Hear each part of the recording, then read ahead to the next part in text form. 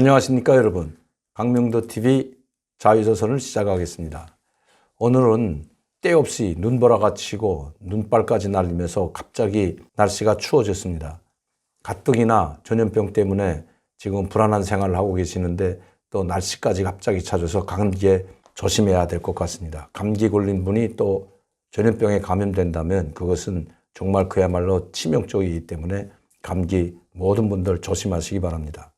오늘은 우선 날씨가 이렇게 추워지고 정말 이렇게 추워지니까 어느 탈북민 한 분이 저에게 기가 막힌 편지 한 통을 보내왔습니다. 그 내용인즉 지금 북한은 먹을 것이 없고 또 이 전염병 사태로 인해서 모든 장마당이 거의 폐쇄다시피 하고 지금 물건이 없어 아우성이라는 말씀 여러 차례 드렸습니다.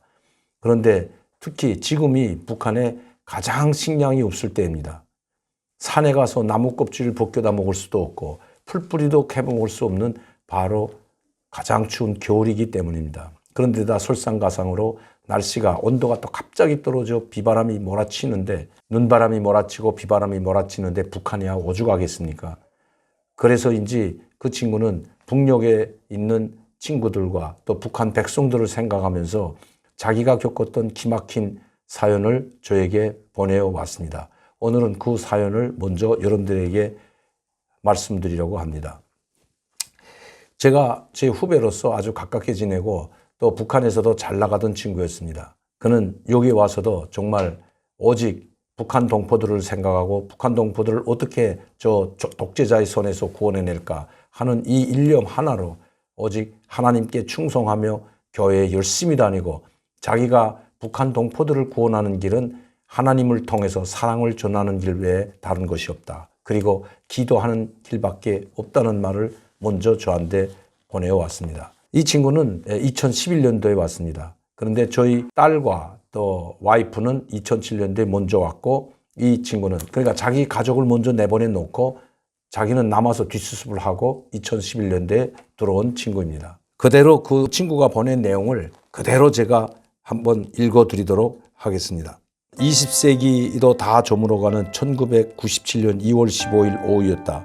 그때는 북한의 전 지역에서 국가가 인민들에게 배급도 공급하지 않아 먹을 것이 없어 겨울의 그 북방의 눈보라석을 뚫고 산에 가서 소나무 껍질을 벗겨 그 안에 얇은 충을 낫으로 긁어가지고 집에 와서 물에 불 커서 송기떡을 해먹을 때이다. 가을과 봄철엔 벼밭의 논이죠. 논밭에 벼뿌리를 캐어 그것을 가공하여 개떡을 해먹는 가정들이 부지기수였다. 봄철엔 풀이 돋아나는 애송이 풀들을 뜯어다 솥에 데쳐내어 가루를 몇 숟가락 넣어 멀건 풀죽을 먹으면서 고난의 행군이라는 당의 구호에 따라 허리띠를 졸라매고 또 졸라매던 1997년 2월 하루 한 끼로 하루를 견뎌내는 그때 나의 친구이자 직장 부문당 비서는 나에게 한송이 동무집에 가보자며 발걸음을 옮기는 것이었다. 직장 부문당 비서는 공장 기업수가 있고 공장 당위원회가 있고 그 밑에 직장에 부문당위원회가 있습니다. 또 직장 밑에는 작업반이 되어 있는데 그 작업반에 있는 당 책임자를 세포비서라고 합니다. 이 친구가 여기에 세포비서였습니다. 그래서 그때 당시 친구가 세포비서였기 때문에 세포비서 보고 한송이라는 자기 작업반에서 가장 나이가 어린 20대 초반인 그 한송이네 집에 한번 찾아가 보자고 제안을 한 것입니다. 난 그때 조립반 세포비서였고 한송이는 나의 작업반 성원이었다. 작업반 노동자였죠. 김종일 생일 전날이라 바쁜 일정 속에 흐르는 하루였지만 나와 부문당 비서는 한송이 노동자 집을 가정 방문하였다. 부모들은 굶어서 한 달 건너 두 분이 몇 달 전에 돌아가셨고 한송이 삼형제만 남아있었다. 그때 한송이는 24세이고 그 자기 작업반에 있던 노동자 가장 나이 어린 노동자의 나이가 24세였고 그 친구가 한송이였는데 그 한송이는 24세이고 여동생하고 11살 되는 남동생이 있었다. 두 아이들 이름은 생각이 안 난다. 집이라야 어느 고등중학교 창고를 빌려 온도를 놓고 부엌엔 가마 2개를 걸 수 있게 개조한 것이었다. 우리가 문을 열고 들어서니 기가 차 뭐라 말을 해야 할지 말이 나가지 않았다. 북방인 청진이 겨울 날씨는 한국에서 제일 춥다고 하는 겨울 날씨가 그것은 여느 겨울이 보통 날씨다. 며칠 전 눈 내린 뒤라 바깥 날씨는 눈기운이 있어 쌀쌀하였다. 한송이네 집은 능지라 오후이건만 햇빛은 볼 수도 없고 어두침침하였다. 하긴 창문도 없었다. 한송이 세 형제는 열을 깔고 구 위에 이불을 덮고 누워 있었다. 부엌에 있어야 할 가마는 이 가마솥이죠. 쇠솥. 쇠가마는 시장에 내다 팔았는지 그 자리에 어디서 주워왔는지 철판을 덮어놓고 있었다. 우리가 들어서자 한송이는 직장 부문당 비서와 작업반 세포 비서가 왔다고 간신히 일어나 앉았고 두 동생은 눈도 뜨지 못하고 있었다. 그들이 누워있는 아랫목 벽체만 내놓고 나머지 삼면 벽체와 이불을 깔지 않은 것으론 보태지 않고 하얀 송해가 5cm 정도는 실이 되게 깔려 있었다.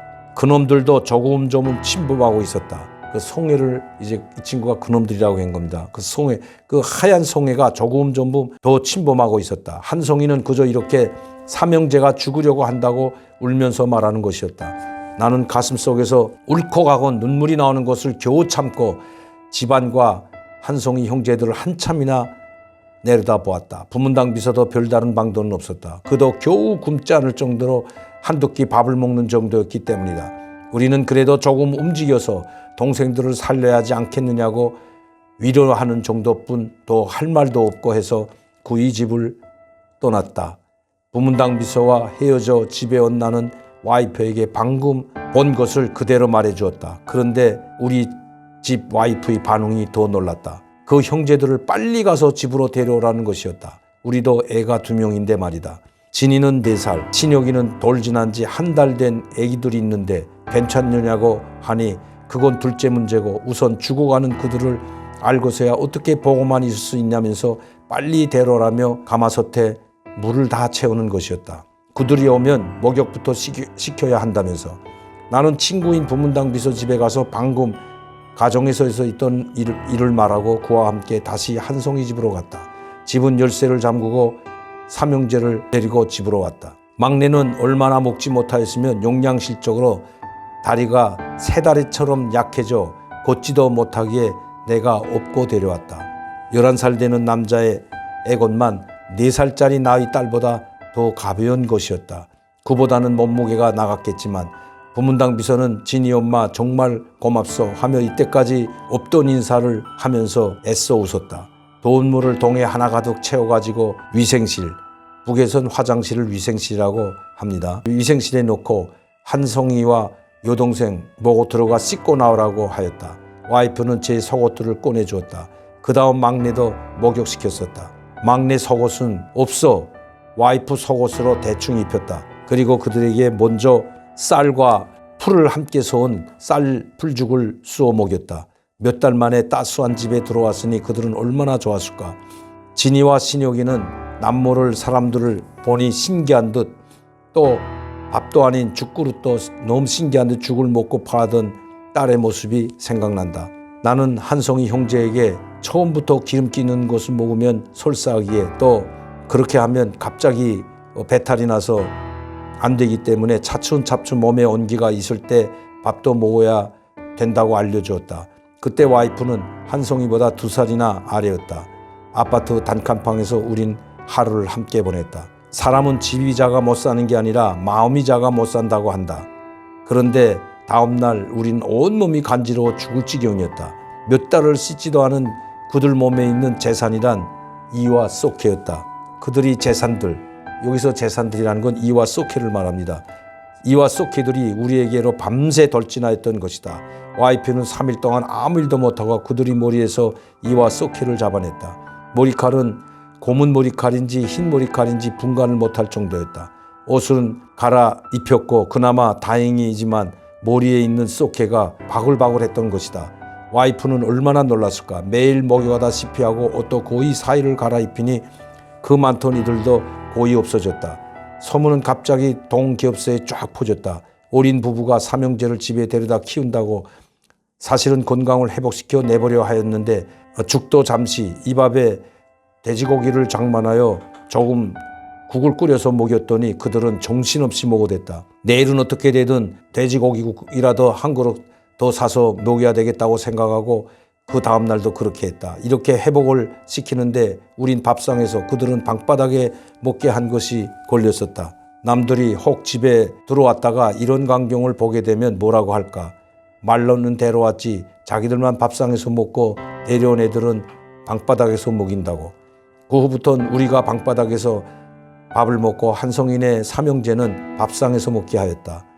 열흘 후부터는 나가 장사하라고 기름튀기를 팔게 하였다.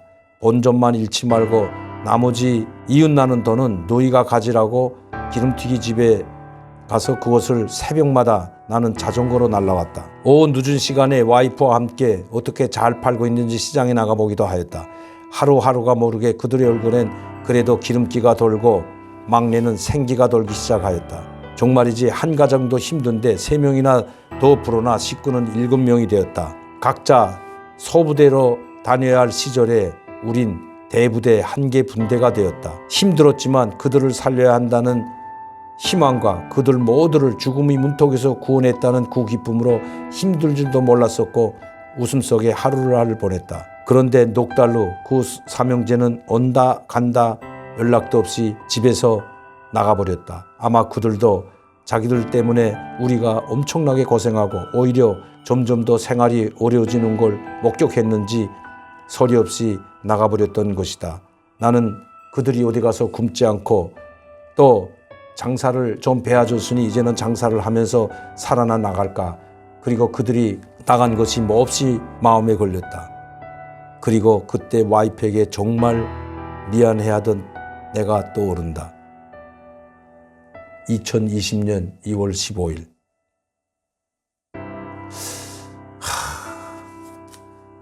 저는 이 친구 이 편지를 보면서 저도 눈물을 흘렸습니다. 사실 그때 많은 사람들 한 350만 명이 굶어 죽고 북한이 유엔 식량기구에 자기들 스스로가 60만 명이 아사자가 생겼다고 보고할 정도로 상당히 어려웠죠. 가장 어려웠던 때가 1997년도였습니다. 그런데 이 친구는 그나마 자기 온 가족과 함께 대한민국으로 왔습니다. 자유를 찾아 이 땅에 정착을 하고 지금 열심히 살고 있고 또 거기서 그렇게 힘든 생활을 하고 또 좋은 일을 해서 그런지 모르지만 하나님의 축복을 받고 지금은 가족과 또 가족들과 함께 또 이제는 4살짜리였던 딸과 그 아들까지 이제는 많이 장성해서 벌써 2007년도에 아내와 자식들이 먼저 왔으니 이제는 15년, 13년이라는 세월이 흘렀습니다. 그러니 다 성장을 했고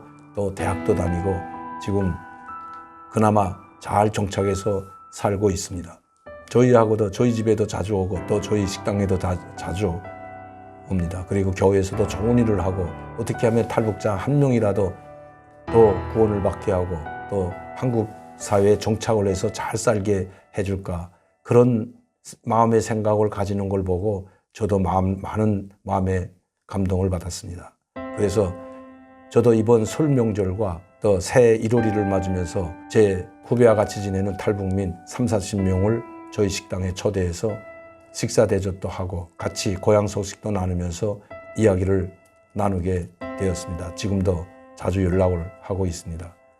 제가 오늘 이 방송을 하는 것은 이 자유민주주의, 자유와 인권과 평화가 그리고 얼마나 중요한지 얼마나 소중한지 너무나도 북한에서 생활하던 사람은 그 소중함을 너무나도 뼈에 사무치게 잘 알고 있습니다.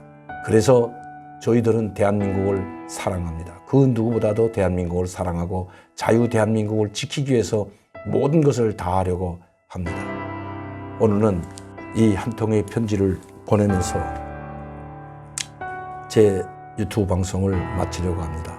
항상 정말 열심히 살고 있는 이 탈북민들이 있다는 것을 잊지 마시고 그리고 자유대한민국을 사랑하는 탈북민들이 있다는 것을 잊지 마시고 항상 격려해 주시고 지원해 주시기를 부탁드리면서 방송을 마치겠습니다. 감사합니다.